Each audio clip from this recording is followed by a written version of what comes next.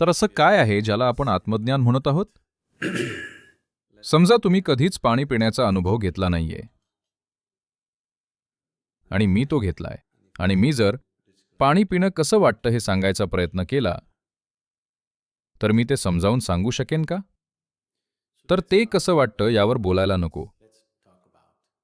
तांत्रिकदृष्ट्या याचा अर्थ काय त्याबद्दल बोलूया. अनुभवांचे अनेक स्तर आहेत ज्यातून मानव जात असतात. काही लोकांना फक्त अन्न आणि झोप माहितीये, काहींना काहीतरी निर्माण करणं माहितीये, काहींना कृती, काहींना कला, काहींना संगीत माहीत आहे. काही लोकांना ड्रग्ज, सेक्स, हे ते असं बरंच काही माहितीये.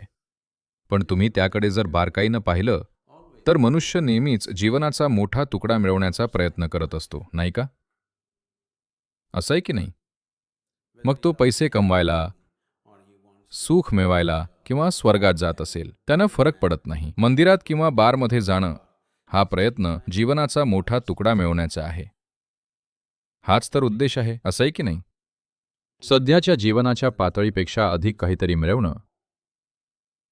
तर संपूर्ण धडपड यासाठी आहे की जीवनाचा मोठा तुकडा मिळावा.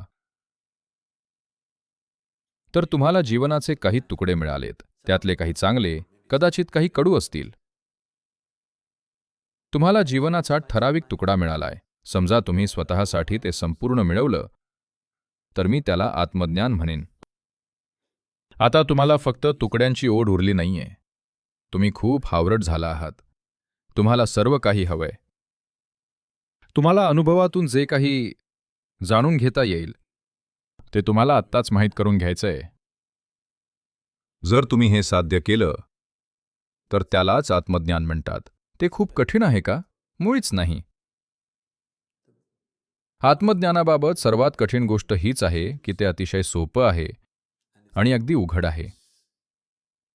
ते अगदी उघड असल्यामुळेच संपूर्ण जगाच्या ते लक्षात येत नाही.